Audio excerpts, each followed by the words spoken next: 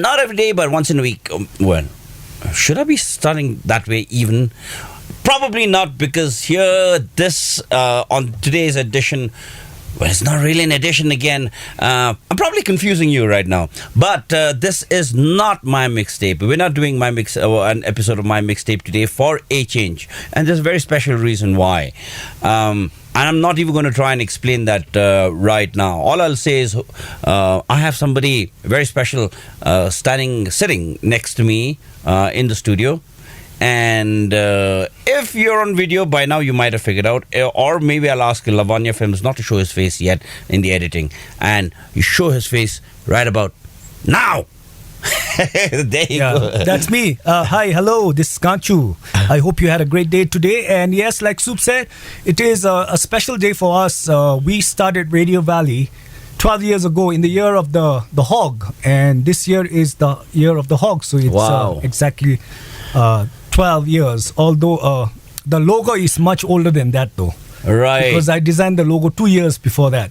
It took me, or rather us, 2 years to get a license to go on air. Okay. Or to start the radio station, yeah. Right. And the logo's been through quite a bit also now. Yes, Recently, a lot of changes, yeah. Recently it's become a lot more like a logo, and I mean, it's a wonderful logo right now.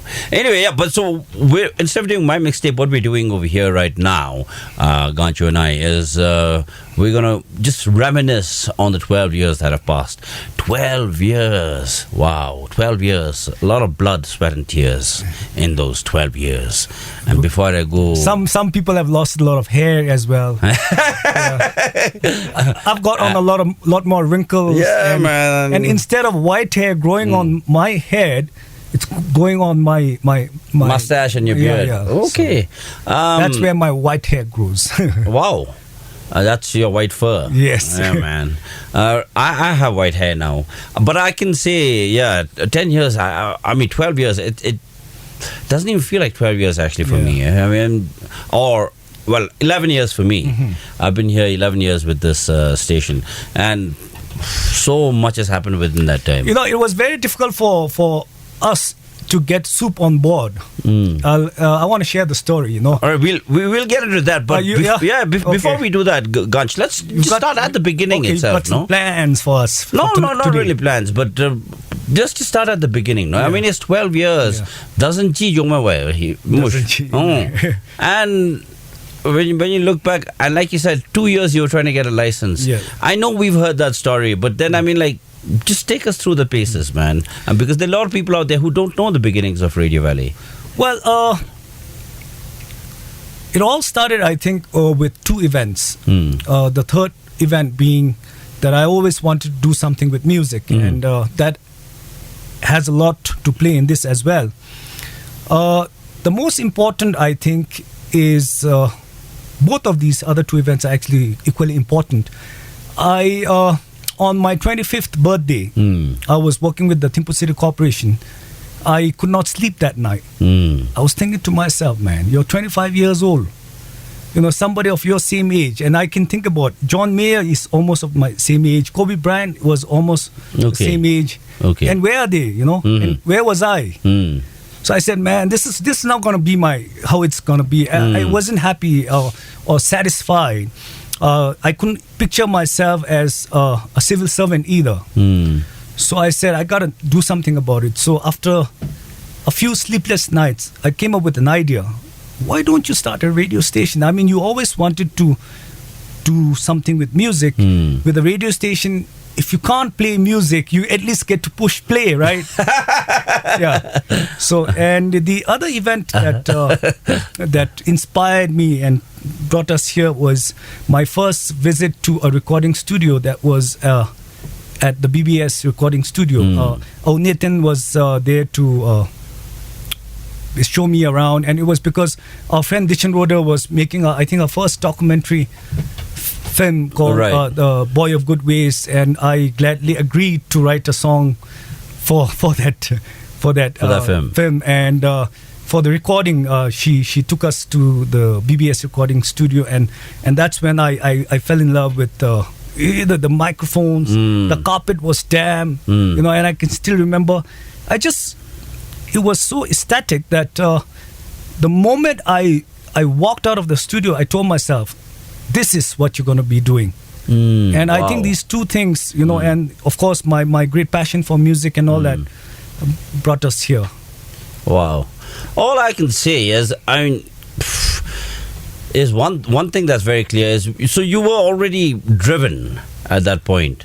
You could identify that you needed to do something. Yeah, I was. Yeah, I was 25 years old. Yeah, so in that way, when I think about it, I tell a lot of people tell me that you're like, you're doing what you want to do, and it's very appreciative, and I tell them, what, I was so lucky that I had a motivation, something that drove me. I had a beacon that pulled me towards it. No, but there's quite something to be said about that, because various incidents happen to various people, but it takes something within yourself to be able to recognize an incident and say, all right, okay, that's my calling. That's what I got to do. Yeah. To be whether you do it for 10 years or 20 years or 30 years is a different matter, but to feel that yes, that's the direction. It's rare, I think, to find that, because today you talk to a 25-year-old, usually most of them don't really know what they're doing, have no sense of purpose also. And I'll say I was like that until my 40s, into my 40s also. Not quite sure of.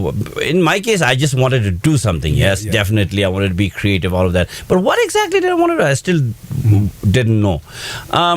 But kids these days don't even have a vision for their lives. I'm not complaining over here, but I'm just trying to point out the difference, because recently I was talking just to an ad hoc group of youth, and I asked them, all right, so what do you want to do? Or what are you doing? And most of them were working, and so I said, okay, what are you working for? What's your motivation? And the first guy said, to be very frank, it's the salary. And then after that, they said, then also with the work, I want to do this or that, something or the other. But then as the comments came from around the group, most of them were like, same thing he said, same thing she said. It was that sort of thing, which I found was quite sad. But just look at that. You could have done that as well.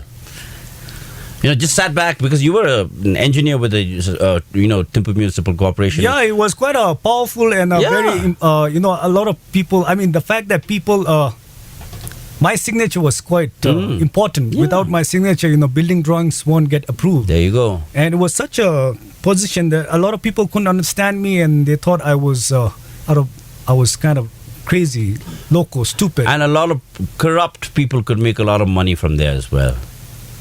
Yeah, I suppose so. But and one of the reasons why I did not actually like it there was, regardless of how clean you are, the fact that you walk there, people would see me and they say, hey, shitty corporation. That just didn't, didn't go well with me, and gave me, maybe that inspired me as also, well. Okay, all right. And the other thing that made me want to actually resign as well, which I don't know whether people will understand this or not. I've always had high regards for myself. I've always thought that, Ganchu, one day you're going to do something important, something good. And when I was there, being a civil servant, whether you walk into office at 10 o'clock in the morning or 11 o'clock in the morning or 12 o'clock in the morning, nobody would tell you anything. I got scared. I got worried, man.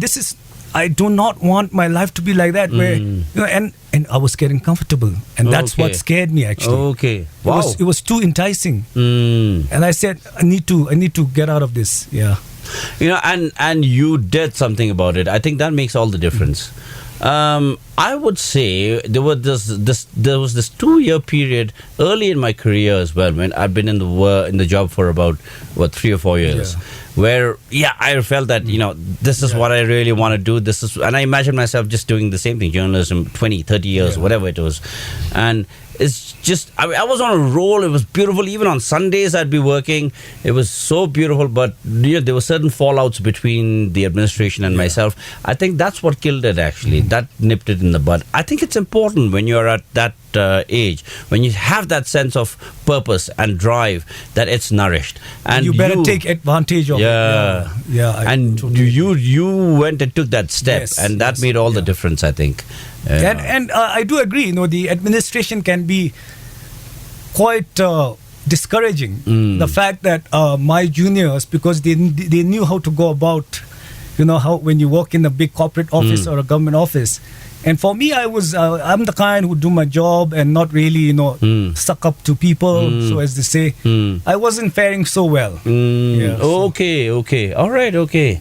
Right. And that I didn't want to do that to progress in life. You know, I didn't want to, you know, be anybody's. I should have joined the civil service too, I think. Yeah. Are you Are good with diplomacy? No. I think with that sense of frustration, then I could have gone on to do something on my own as well. You know, who knows?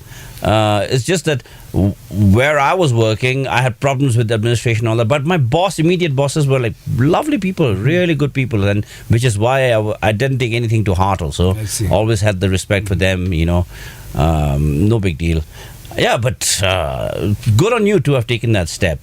And all of a sudden, one day, I was editor at Bhutan Observer at that time. Yeah, I think so. Yeah. Yes, I was editor, and then one day, this irritating guy, I used to find all the time, mostly irritating, came into my office, and he had already talked to me about joining Radio Valley as an RJ. Did I call you? I think I called you. Yeah. So, how? See, I didn't know you so well back then. I just know that you're somebody who's gregarious and very popular with people. A common friend of ours, she recommended that we should have you. That you are a very interesting person. Okay. That you'll do so well on the radio, and that's when I called you actually. And he didn't want to basically work in Radio Valley or with Radio Valley. No, and you had your own reasons, yeah? No, there were a number of reasons. But to be quite honest, at that time I didn't take it very serious. Yeah. I didn't think you were serious either. Yeah. And I thought it was just one of those things. You know, people, they do that. Like in the film industry, you get offers every now and then, yes, you know. True, yeah. But nobody's really serious about that, you know, unless it really, the proof of the pudding is in the eating. So when you finally sign that thing, a contract or whatever, then you know it's done. So I thought it was that sort of thing also. So when you came to my office, then I knew that you meant business and that you were serious about it.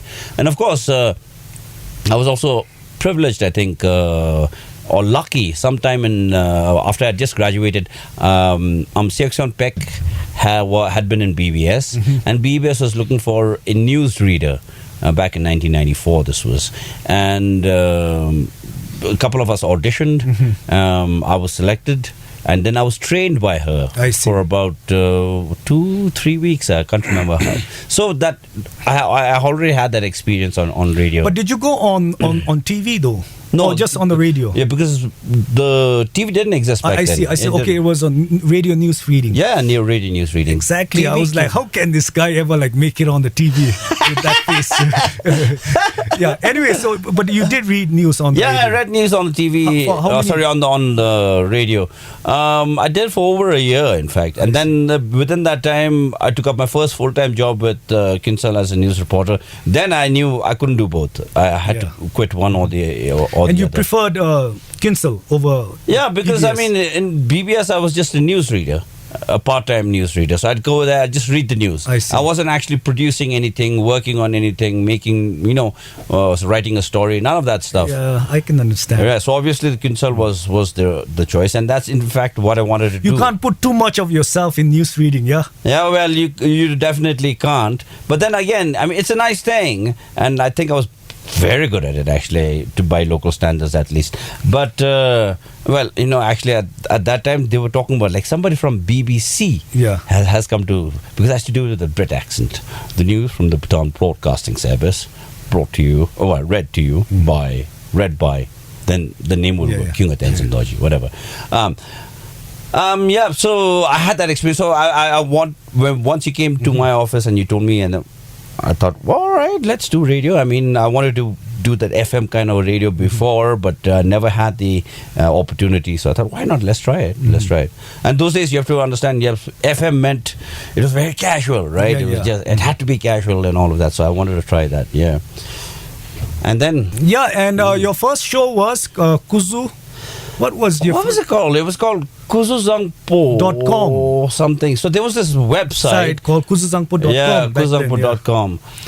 And our job was to discuss because a lot of local commenters, thoughts and views and opinions were there. Yeah, people who took a fancy to blogging and writing and all of that. Back then, they used to share their write-ups on that site.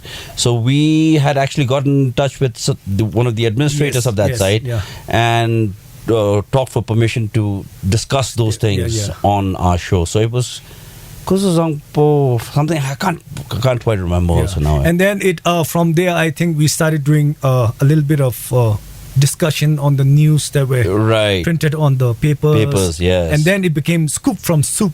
No, then it became what was it called? It was called The Scoop. Yeah, I think it was called The Scoop. I think after that it was Scoop from Supe. The same show got evolved and became Scoop from Supe, which did very well, by the way, I think. And I would hear stories of how people would actually sit in the car just for the show to finish. And I think back then such a thing didn't happen, especially somebody talking on the radio. And of course supers would talk a lot of these very how do I put it, what's the word, sensitive matters and I would be on the board. That was the first I'm talking about the first time that he talked about these sensitive matters. I would be on the board. My hands would start getting sweaty because I can't really, because he's not doing something that he's not allowed to, but I'm not feeling comfortable here. But after some time I got the hang of it, and the show did very well, and we got shut down because of that. Yeah, you have to understand. You have to understand it historically. See, this was in the initial years of democracy. Yes. This is like 2000. We're talking 2007, 8, 9. You know, that period was a period in Bhutanese history that was so vibrant. And I'm saying not just in the media and in everything. Yeah. Because we had just become a democracy. We were very curious, I think, at that time, and eager to push the boundaries. Boundaries that we had never crossed before. And of course, we had also been given new rights under the Constitution.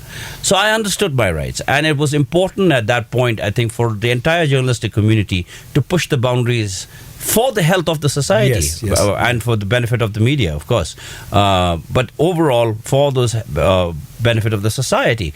Because if you have a democracy where there is no exchange of information, where there is no discussion, where there is no platform for diverse thoughts, then it's not really a democracy. It'll never grow. So it was important to create that ground. And I think all of us kind of sensed that. And I was already doing that in print. Now, the thing that we did note at that time was that nobody else was doing it on radio and live or on TV also, you know, and live. I mean, live. The fact that person is actually listening on the other side of the radio, and you are talking about him, criticizing him. That could have been. And then we came to understand after a while how much more powerful radio was than print at that point, because they really took notice. I mean, you write stuff, I was writing stuff in the papers as well, but they wouldn't take that much notice, because papers means there's a very few select minority of people who actually read papers, right? And only they're reading it. So your whatever it is, that matter is not going out to too many people. But once you're on radio, every person driving a car out there, or in a taxi, or at homes, and those days, people were listening to radio a lot, even at homes on their phones as well. Remember those big Nokia phones? Had that stuff, the radio, and people used to put in their earphones and listen that way as well. So it was something quite influential, I think. And that's why the first government took a lot of notice and took exception to our show. And eventually, on a technicality, pulled the plug on the show, right? That was a very hard time. And that's how we buried and cremated Scoop from Supe. Yeah. Actually, there was another name before Scoop from Supe. But it had another name. What was it? I'm trying to remember. Well, anyway, forget it. Yeah. But then after that, it became the Scoop from Supe. Yeah. So it underwent many names as well. Yeah, true. But again, those initial years, it was such an exciting time, wasn't it? It was. Used to be so fun, and even The team that we had over here was amazing. Mm-hmm. With Johnny Bravo, Superman, Glory. Yeah. Dichin was here as well. Yeah, later, Dichin. but she came a little later. But Sede. Sede. And then in Zonka we had Absha, Yang Tsiang. Tsiang also kind of came in later. And of course, we had Serengen, who used to be very interesting, by the way, on the radio. Yes. And she later started a cafe called Serengen, which I think in Zonka means blue poppy. Okay. Yeah. I didn't know that. Yeah. Anyway. Yeah, and Gossip was there from the beginning as well, I think. I think after about maybe 1.5 years. Yeah. After you joined the team. Wow. Gossip. Yes. Upshaw was very extremely popular as well. Anyway, yeah. So it was a fantastic team, I think, and it was the whole atmosphere in this place was buzzing. It was just vibrant. Everybody was doing their own thing. Yeah. Everybody had their own. I remember many years later, again, we took this photograph. We actually had at Put Up Studio. We had a photo shoot. Yes. And those pictures still speak a lot to me. I mean, it was a brilliant time. Yeah. It was wonderful, man. To reminisce. And I was so much younger then. So, in the last 12 years, what kind of changes did you go through, by the way? Oh, myself? Yeah. That is so difficult to pinpoint. But let me say that the last month has been the most powerful, I think, for me, actually. Reshaping everything and finally having a sense of, okay. You have a direction now? Yes, this is what I want to do. Yeah. I mean, of course, I felt sort of like an impulse and all that stuff before as well, when whatever it was that I was doing. But not quite that wholesome sense that, all right, this makes sense. Yeah. This really makes sense, and I feel it. Yeah. So maybe in the last month, I'd say probably. But yeah, so many things have happened in these 10 years, man. I've shaped myself, or rather, circumstances also shaped me in so many ways. And I think one of the greatest tests of that time was that thing we had with the first government. Yeah. And getting my show pulled off. We applied for a license. We couldn't get the license. And just, it was so frustrating back then. But as far as I'm concerned, in the last 12 years, you created a name for yourself, a brand for yourself. I think so. Which I don't think it existed before, did it? No, I don't think it did. I think it would have come up anyhow. It would have come up anyhow through my writing, or somehow or the other through my band and the film and. No, but the band only happened after you joined Radio Valley. Yeah. True. So in this time, I think that personal branding as such, which was totally unconscious, by the way, I was never deliberate. It would have happened anyhow. I think, with the film offers that came my way and all that also. It would have happened anyway. But I have to say, the one thing that people always, when I meet people, somebody that I haven't met in a really long time also, the first thing they tell me is, hey man, I listen to you all the time. Yeah. I hear your voice on radio. Yeah, that's what I'm actually trying to say, because you're known more. I mean, you act, you play in the band, and you MC, you do your theatrical acts, but people see you more as a radio personality, as a voice on the radio. And every time somebody sees me, I will actually ask about you all the time. Wow. Yeah. Okay. I get into a cab, for example, they're like, sir, radio that's inevitably the question that I get asked very often. And of course, there's no doubt that the one thing that keeps me doing radio always is the people out there, you guys who are listening right now. They make all the difference, really. And the feedback that I keep getting, that just pushes me all the time. I think that's most important. And thank you so much. Thank you so much, guys, for listening to my insignificant stuff over the last 11 years or so, really. But yeah, it's not just been by my the way, journey. and we had Inamena Taudashi, Dojolo Chamdashi, Tsitsima Saudashi, Radio Valley Gamdashi. That was the show that filled the void after Scoop from Supe. I think so. Died or was forced to cover down. So that was the show that was keeping on going. I mean, I remember talking about it and saying, I get frustrated because I'm not doing what I want to do. Yeah. I don't get the opportunity. I'm not being allowed to do it. And I'm doing a stupid game show, But looking back, it wasn't a stupid game show, man. It meant so much to so many people. Inamena Taudashi was this trivia game where we'd involve the audience. Yeah. Oh, by the way, please do call in at 1-999 if you want. All right, 1999. That's the number if you want to, call us and you want to chit chat and talk about what Radio Valley has meant to you over the years, or you want to say anything about the team and what we do and any of your experiences, then the number that you need to call is 199. I don't know why we didn't announce that earlier. Right, yeah. So, but we welcome your 1999. Sorry, 1999. 1999. That's the number that you need to call. Even that's changed, I mean, it used to be 199 before. Yeah, what? Back then everything was so easy. It was 3-digit. Now they don't allow 3 digits. So it has to be 4 digits. Yes, now. Everything has to go that way. All right.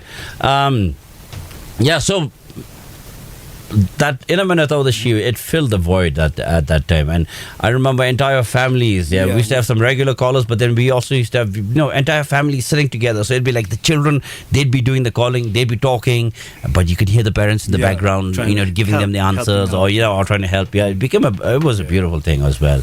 Yeah, but of course, we did it for 6 years, man. Inamena Taudashi, if you really look at it, it was an extremely successful show. 6 years we did that show, man. 6 years, can you imagine? Wow. And eventually we outgrew it. I mean, like we had to put a lid on it as well. It kind of lost its sheen and its glow and its charm. When you keep doing something for a very long time, you tend to lose. No, I think it was the audience as well. As long as the audience wanted it, we were willing to dish it out. But after a while, we stopped getting callers also. We wouldn't get too many participants. And I guess people just grew tired of the idea. And so obviously we saw that sign and we needed to give up as well. So, but Inamena Taudashi was... I still have the questions, by the way. I still have all those questions. I know a lot of general knowledge, or rather trivia, because of that show. Yeah, which is the highest fall, the waterfall. Was Angel Falls in Venezuela, right? Which is the first state of the U.S. to join the. That would be. Hang on, I know this. It starts with a D. Delaware. Yeah, Delaware. And what else do I know? I know that the most venomous snake is the.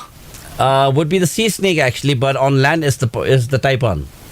What is the black mamba? Black mamba is the second most venomous, by the way. And the fastest animal is the falcon. Peregrine falcon. Yeah, peregrine falcon. All these are from Inamena Taudashi back then. Yeah. But the peregrine falcon, I just need to be clear, just so that our listeners don't get confused. The peregrine falcon is not the fastest just by its own drive, by its own power. It actually uses gravity. Yeah, it drives down. Yeah, so it dives down, it picks up speed, and then it shoots forward. Yeah. It changes direction, and that's how it achieves that speed. It uses a lot of physics. Yes, a lot of physics. Yeah. But by the way, what did you think about the black hole? What black hole? Oh, you don't know about this. When was it? Yesterday, day before, they released, the scientists released the first picture of a black hole. Oh, seriously? Yes. Wow. And it looked like a donut. And I made a post on Facebook. Okay. Why is everybody sharing a picture of a donut? I've been kind of cut off. Extremely busy with some stuff. Yeah. So anyway, didn't know. But so they actually have a picture of a black hole. Yes. I mean, like, how was that even possible? Took a lot of years and a lot of technology and a lot of research. They created an artificial black hole, are you saying? No, that's impossible. I don't think it's artificial. I think it's like more to do with, imagine over a long period of time, Seriously, you're asking the wrong person. And No, don't no, ask no. questions like that on the radio when there's a camera pointing at me. Black hole is a very tricky subject Yeah, yeah. anyway. I mean, you can't even visualize it. Imagine, even light does not escape its gravitational impulse or force. It's a gravitational pull. Even light doesn't escape. So it's quite. You can't even. I'm trying to think. How do you get a picture of a black hole? Right? But let's not get into the physics of it. No, but I was watching this video, and it's somebody's trying to explain the picture of the black hole. Okay. And it's yes, light does not. The black hole would like. At the end of the day, we've learned that everything is a function of gravity. Yeah, but to a certain distance from the black hole, light. Yeah. So that red thing actually is the light that has been trapped. Okay. Around the black hole. Okay. Something like that. Okay. Yeah. All right. So that's where the donut comes from. Yeah. I mean, when you think of it visually and all that, it looks so simple, but the physics that go behind it. In fact, one of my most prized possessions out of my books and all of that stuff is an edition of National Geographic. That is where the central story, the main story, is about the sun. Such a fascinating subject, the sun itself. All right. Yeah, we're gonna take a short break. Yeah, it's well deserved. We should have taken a break much longer. Much sooner. But yeah. All right, so we're going to take a break and we'll come right back. During the break, we'd like to listen to some music. Ganchu, since you're the boss, tell us, what do you want to listen to? I'm not the boss. Well, you are the boss. You're the boss here. You're the face of the show. This is not my show. This is not my mixtape. This is us having a discussion. And let's listen to. There is this boy band called LFO. I haven't listened to that song for a very long time. Sorry, boy band. Back Back then, from a long when time you ago, were a boy. Yeah. Yes, I was. LFO. I think it's called Summertime Girls. Yeah. All right, let's check that out then, Summertime Girls, because summer is finally here. Yeah.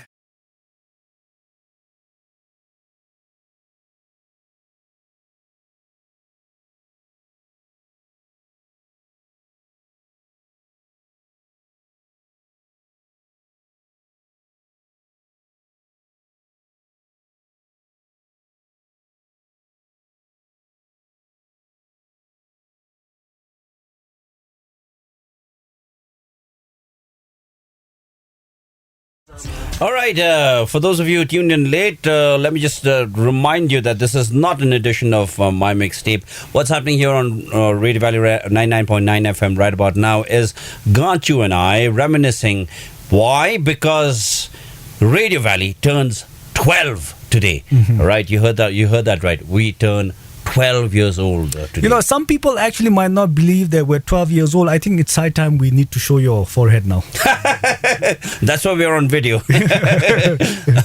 Yeah, so that's another development. See, this is something that happened recently. I had a guest earlier on another show today, who was from Australia, was Australian, and she also had another friend who anyway, so they were both foreigners, and they saw the video equipment, all of that, and they're like, okay, so you guys are doing video as well.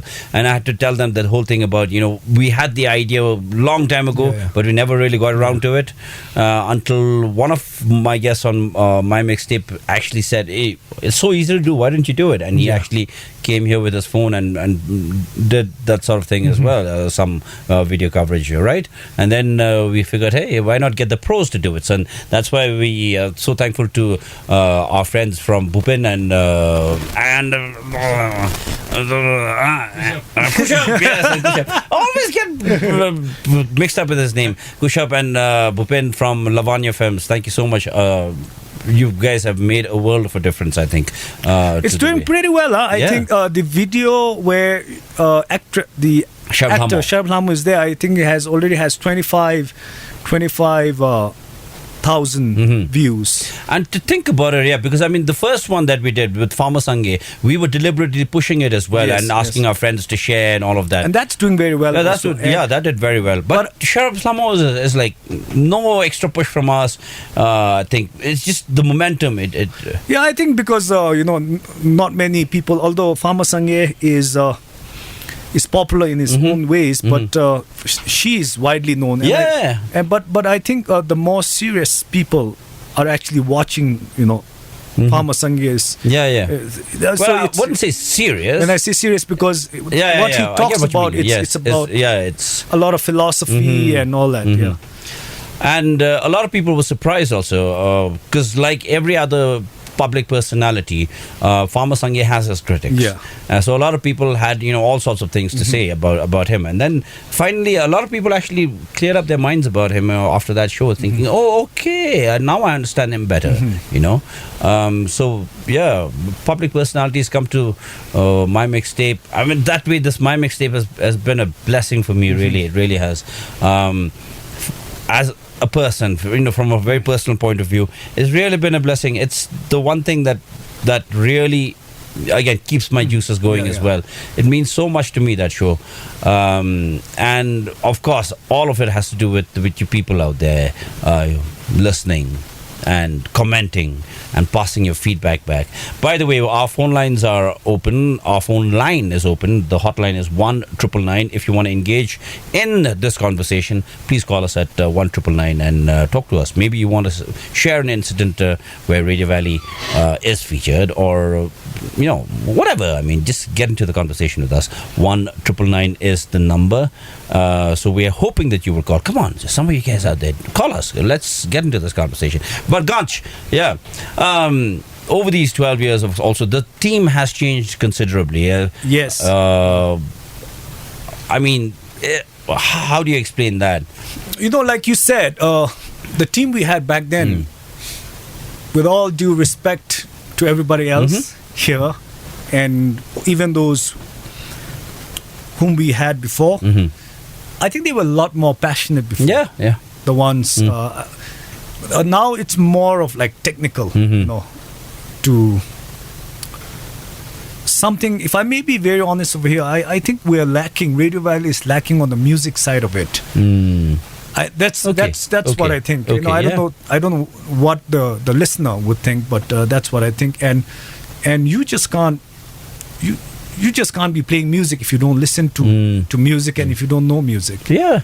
And they were very engaging personalities. Yeah. Oh, one name we forgot to mention, and I'm sorry and I guess that happens because there's so many people have come. Dilu, of course, but he became a household name, Johnny Bravo. Oh, yes. Yeah, yes. Johnny Bravo. You did take out that name. I did? That time. Yeah. Okay, sorry, all right. But Dilu, Dilu and you had the show. We had Mr. D, Mr. D. He was called Mr. D. D. He was called Mr. D, yes. And I think years later also, he still wanted to do it, but he couldn't find the time. He couldn't find the time. And of course, a very likable guy also. Yeah. It used to be a funny show. Yeah, a funny show. Yeah. Speaking of funny shows, we banter about this and that on what was it called? Anything But the Weather. Anything But the Weather. Yeah, we had a show called Anything But the Weather. The premise of the show essentially was that if you're talking about the weather, you're not talking very intelligent stuff.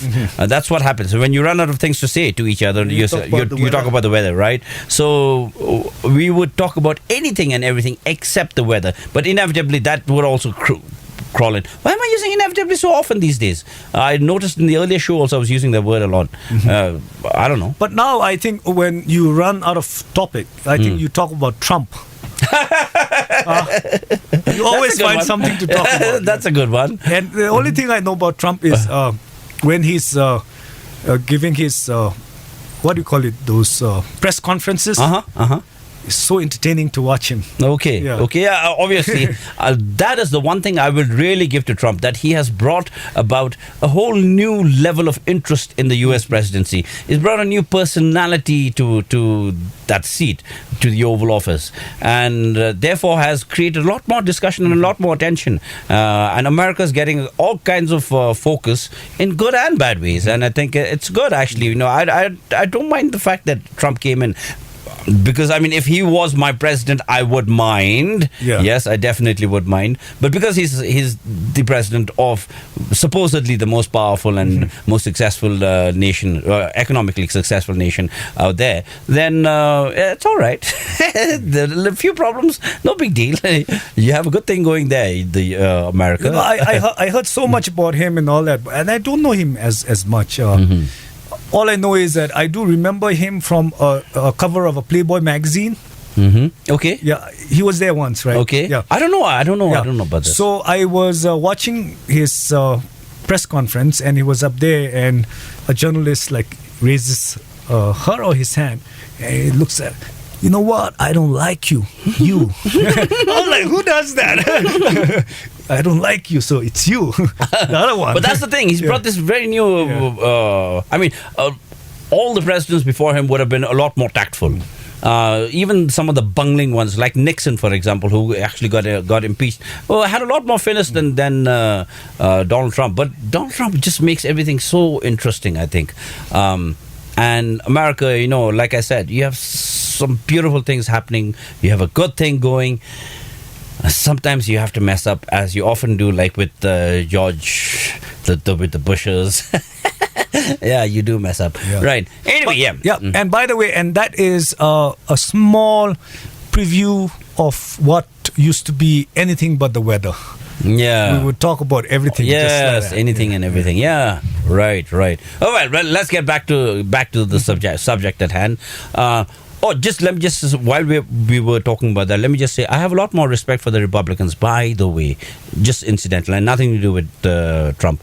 All right. Anyway, No, I just wanted to, something that I wanted to talk about, or you know how these events right now, you have the Janda Munda and the game thing, the fun.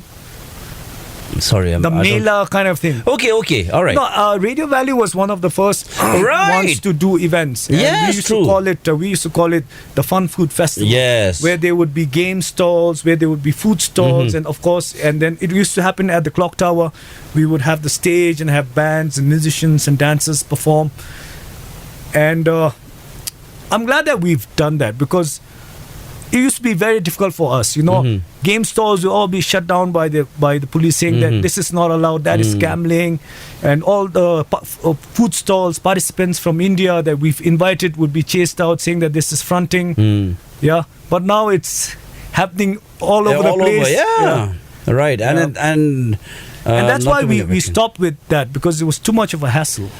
Or rather, we went on lost 2 times. Right, true. But again, I think it is all a process of growth. Yeah. All a process of growth, not just for us, but for the entire country. I think for our society. I remember, we did a show on the closing of the clubs. They intended to close the clubs at 12 midnight, in fact. And I did a show, interviewed the police chief, interviewed the home minister, and all the different other people, and the discotheque owners, the drying owners, all of them. And somehow that show was able to put some pressure, and then they extended it to 1, which gradually became kind of like 1:30. And I think all of that was, it's just Process. it's just like what happened in the media as well. We were pushing the boundaries. Then after a while, the powers that be decided, hey, all right, man, you guys are pushing too much. Let's push you back, right? So there was that knee-jerk reaction. And I think that's precisely what happened. And today, now with the clubs being allowed to stay open a lot later, we're finding that things are actually working out better. I mean, of course, they're studying it. We still don't know very clearly. It's an experiment right now, and they're seeing whether that works or not. But people seem to be having a lot less problems now. By the time it gets to like 3 or 4 in the morning, there are no fights and all, because people are too drunk to fight or they're too tired to fight. They say, oh, I don't want to go home. And it's already like dawn. It's already. And there's a sense of, again, that well-being, I think, at least in Thimphu right now, you can sense that people are feeling a lot freer, this youngsters especially. And you have to remember that they are the majority also, they make up the majority of the population. And it's good to know that they're feeling a lot more comfortable also. So yeah, I think we're all evolving, and the interesting thing that I see as a parallel, I have always noticed, is that in the media itself, we become a pulse essentially we provide the pulse of the society. Yes, we're yes, showing yeah. we're showing what's happening also. Not only are we talking about it or writing about it or making visuals about it, but what's happening in the media is a very good indication of what's happening in society as well. So this, if we just slightly touch upon the issue of the scoop from Supe as well, we had a listenership that was so loyal that, like you mentioned, there were people who would be driving at about this time from office, end of the week, but they would wait for the show to finish and sit in their cars, and sit in the car. Yeah, and then they do stuff like that. And I think something of that sort is again happening right now also. You think so? Yeah, with my mixtape, the feedback that I get. In fact, I have a listener in Jemgang who loves the show so much. Not so much the visual. Yeah. He likes the SoundCloud link. And that's the thing about radio, you see.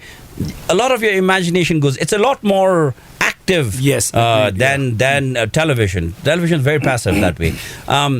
And much more than the video, he likes the SoundCloud link, and he makes his wife listen as well. So now they're both regular listeners, and that's something wonderful, Yeah. So anyway.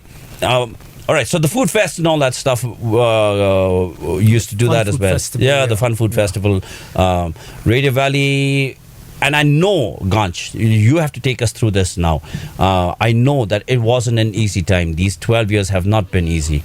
It's been very difficult, especially from a financial point of view. When it came to, say, government advertising as well, the radio has never been considered a place to advertise, by government of... I think they are advertising, but the money is going to BBS radio. Exactly. For them, it's all right, we got to do this ad, let's do it on TV. So we give it to BBS. So while they're doing it on TV, we'll put it on radio as well. But we never get government, but we have never really complained about it as well. Never did. And I think that worked out well for because of the limitations, you tend to become more creative. Right, true. And a lot of people actually ask us, why are we not expanding? I mean, we would, we do want to expand, but having done that before would have just been a disaster, more taxing for us financially. And I think now is the right time to expand, and it is going to happen. Like, for instance, we've already tested in Finseling, and I can imagine Paro coming soon. So, and of course. Now we're also going multimedia on the internet with the videos, and a lot more content is going to come out as well. In fact, I was talking with Lavanya, the team here, the filming team, that let's do candid camera shows. Whoa. Okay. That would be fun, right? Yeah, they will be fun, definitely. Yeah. I have, actually, I gave it a thought many years ago, when television was fresh. I was thinking, something like candid camera kind of thing would work well, but the difficulty over here in Bhutan is that it's such a small place. There will be limitations. I think you can still place. Move around it. With those limitations. You'll have to get different actors every time. You know everybody. So you'll have to. The it won't main be characters. As easy as what people. And also there is the danger in some places where a person will just take out his doors and say, the chances there. Gotta be very careful. So, and. What else? Yeah. I mean, there's so much to talk about. You asked me about the difficulties. The difficulties, yes. And I think one of the things about we were talking about the team. In fact, that has morphed and changed over the years. Is also because we had some brilliant people, and we were all doing this thing together, and everybody was pushing things in their own way and getting their own personalities out there with their own talents. But inevitably, because they were all part-timers, and you couldn't afford to pay them full-time jobs or give them full-time employment, most of them anyway, they had to find their own things to do also, and found their own direction in life with whatever they wanted to do also. And that was probably the main reason why many of them went on to do the other things that they did. And of course, some of them have gone on to do spectacular things. Yes. Dishan Roder being one. So much respect for that woman, that amazing woman who takes out these amazing films. And Honey Giver Amongst the Dogs, by the way, is being shown at the SARC Film Festival tomorrow. Wow. At Citizen, I think. But by the time you listen to this, it'll be too late, I think. But I'm the SoundCloud recording, we can put it up today. Yeah. But see, now the technology, I wanted to get into that aspect as well. The technology has morphed also over the years. Whereas previously you had to have a radio, an actual radio, a solid state radio to listen to radio. Then by the time Radio Valley came in, you could do it on your phones and people could listen in their cars. Now we've come to a point where, the media has converged. Yes. And now we're able to, do the SoundCloud link, of course. People follow us on Facebook through the SoundCloud link. But technology is like the mobile apps like Radio Garden, for example, have given us a listenership all over the world. Right now, we're broadcasting the world over right now. And there are people listening to us. And I get these feedbacks. There are people listening to us live from... they should probably be sleeping right now. It should be wee hours in America, but there's still people listening over there.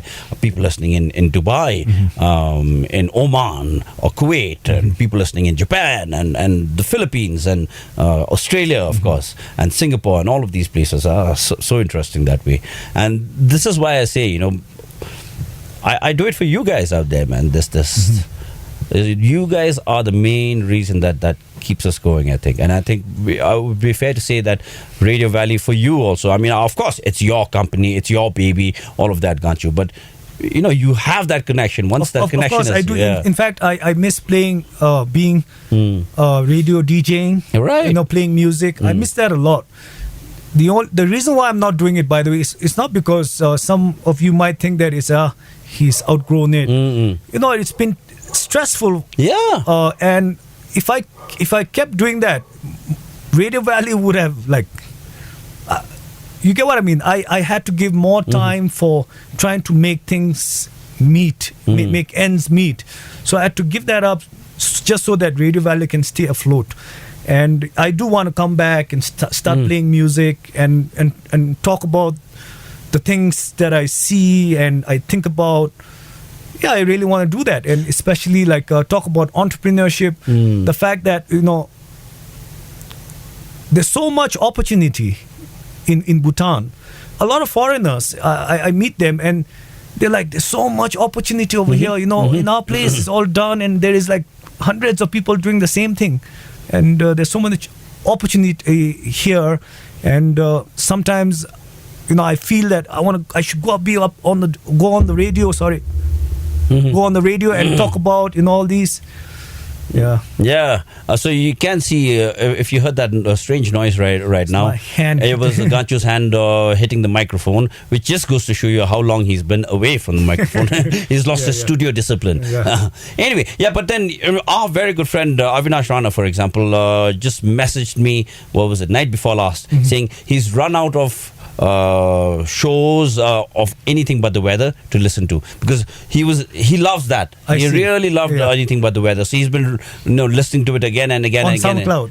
On SoundCloud. And he's saying now he's run out of them, and I was like, well, but you can still listen to my mixtape. And he's like, no, but I prefer the light tonality and the light banter that used to happen. I see. It was a light subject matter, and it was very conversational and all of that, just like this. So he liked that about anything but the weather. So at some point in the future, we'd hopefully be able to bring you that show back, resurface that show, hopefully. But of course, we have to understand also that at an executive level, so many things have to happen, and you're the glue that keeps it together. So obviously, you need to give your time and attention there as well. But I'll be back.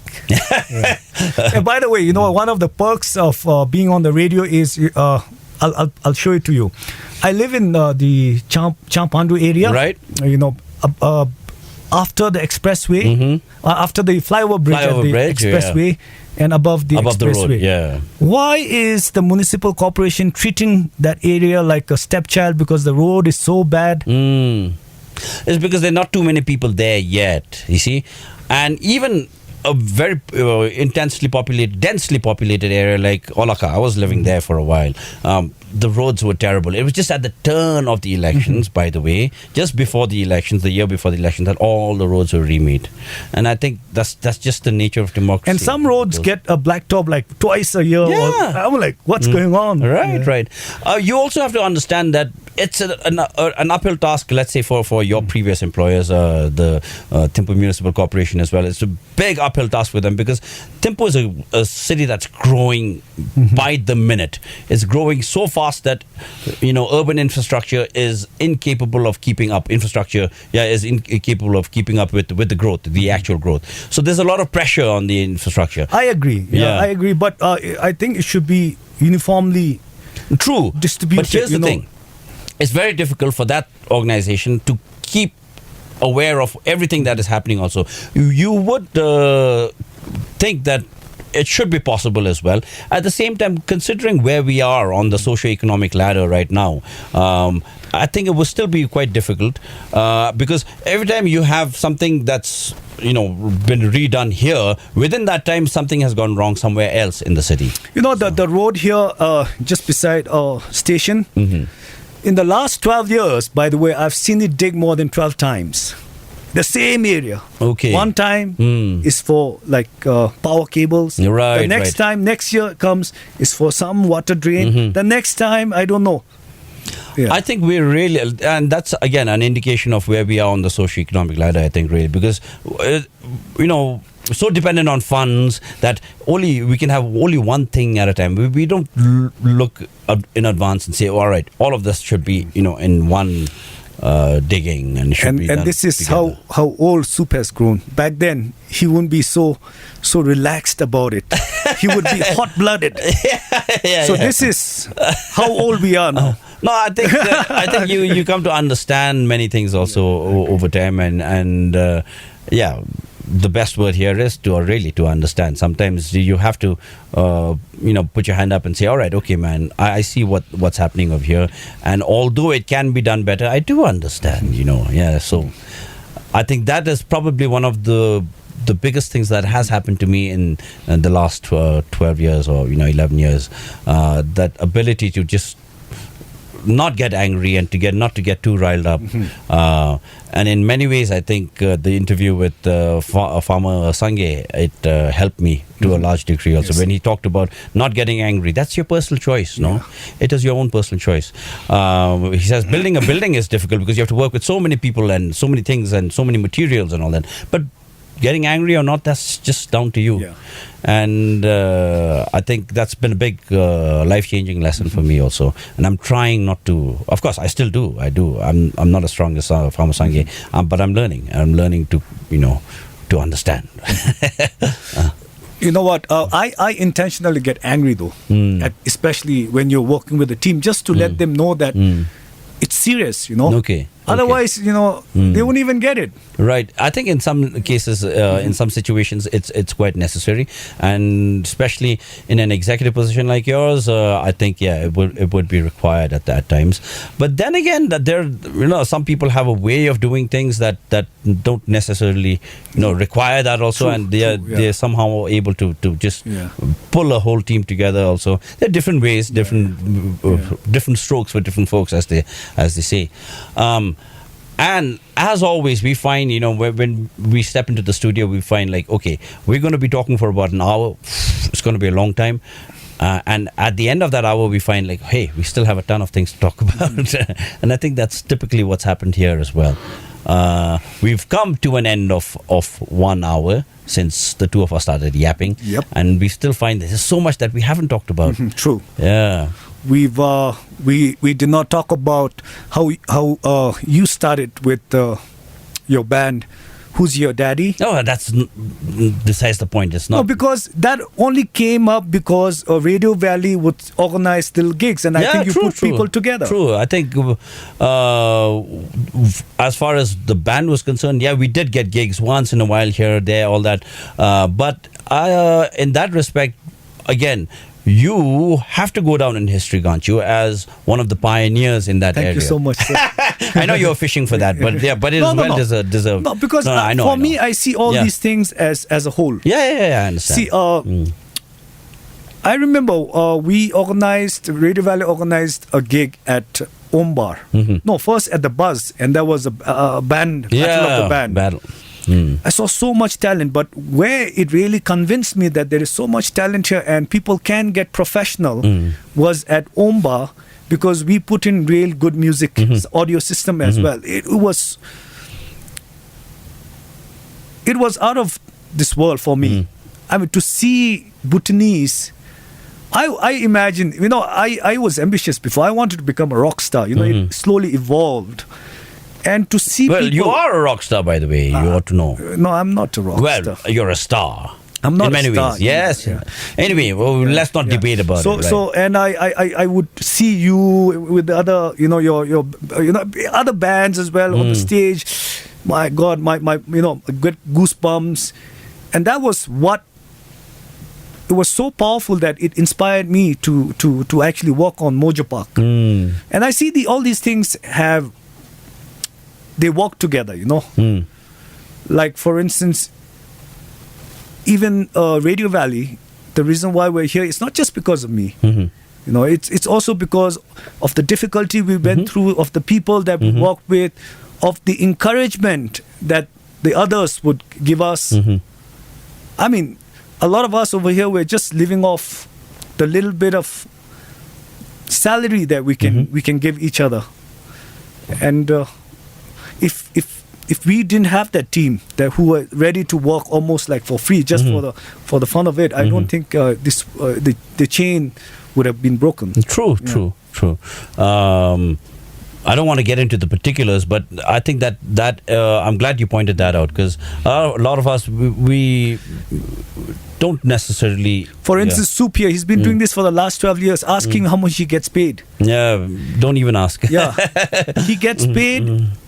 Which, I mean, if he was doing MC, I'd be getting 15,000 for the same duration. He'll be getting no, but I'm trying to put it into like perspective. Okay. He would have to do 2 months of this show just to get paid the same amount from what he gets from MC. Yeah. True. So, or from and it's nice that we don't necessarily do it for. True. Otherwise, Radio Valley would have died long time ago.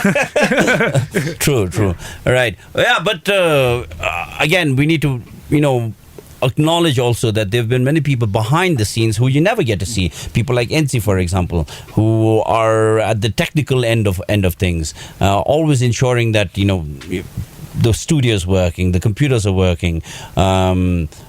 And people have multitasked in many ways also. And there's so there've been many people over the years that you hardly noticed ever.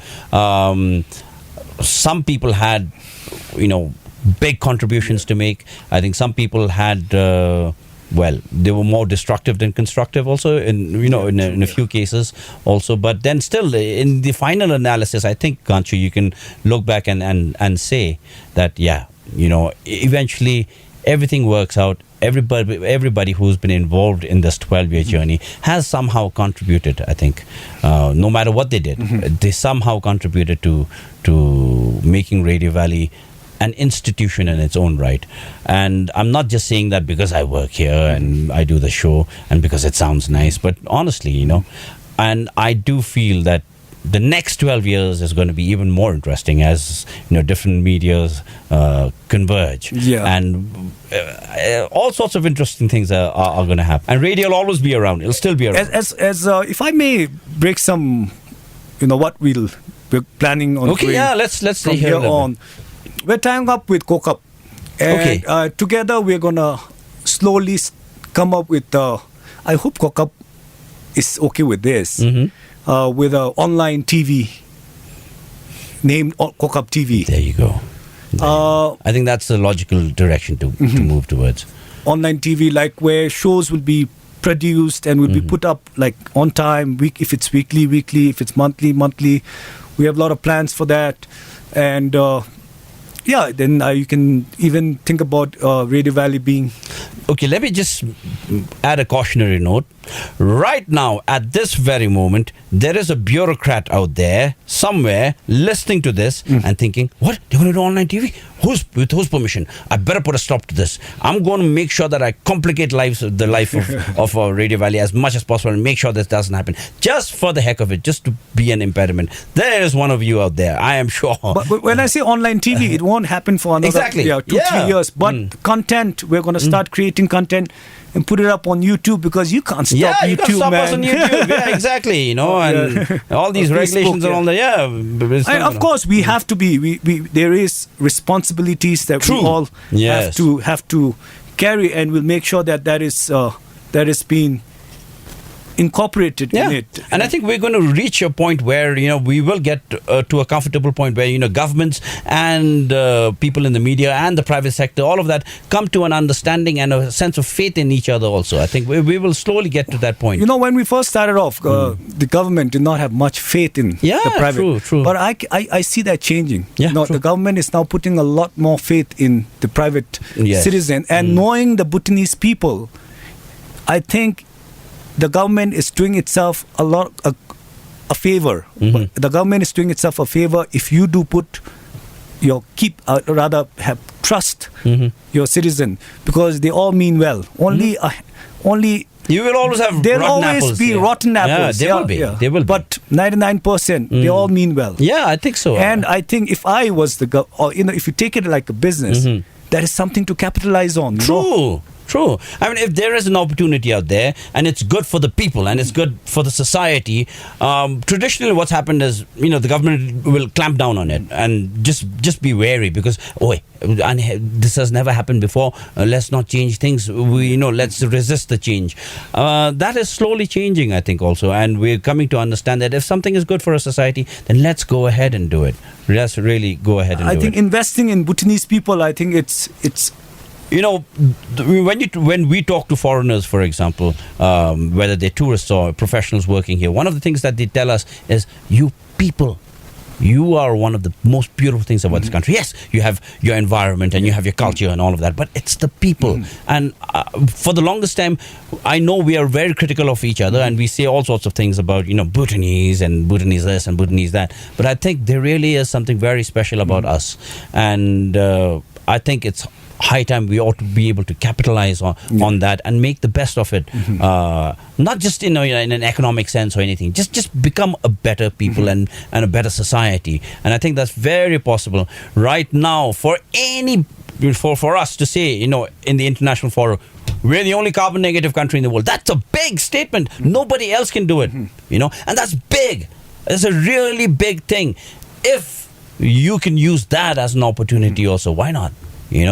And there are these things about us that are so magical and different about us, and we ought to feel proud of ourselves. So in the final analysis, I would think that we are, just like the media and Radio Valley, we are a society that is in transition, and I think the future is extremely exciting out there for us, as Radio Valley, as the media, as the Bhutanese. And hats off to everybody, because in the last 12 years I know, everybody must have grown. Yeah, obviously. Hats off to you as well. Yeah, to you. Right. I think that's a perfect note on which to end the show. Ganchu, thank you. Thank you very much. It's been well, you don't have to thank me. Thank you very much.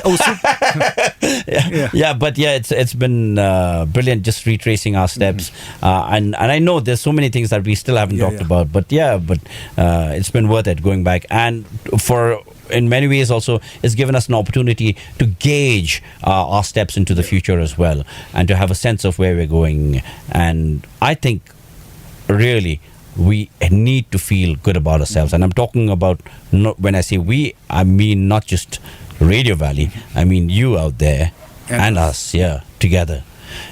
These are good times. Thank you for listening to Radio Valley all these 12 years. We appreciate it so much, and Normally, when you say you're welcome, it's my pleasure. We Yeah. appreciate. It's just lip service, but in this case, I think we really, we mean it. You guys. Thank you for Fantastic. tuning in, and thank you for your support. And finally, I think we might as well do this. You want to sing Happy Birthday? Quickly.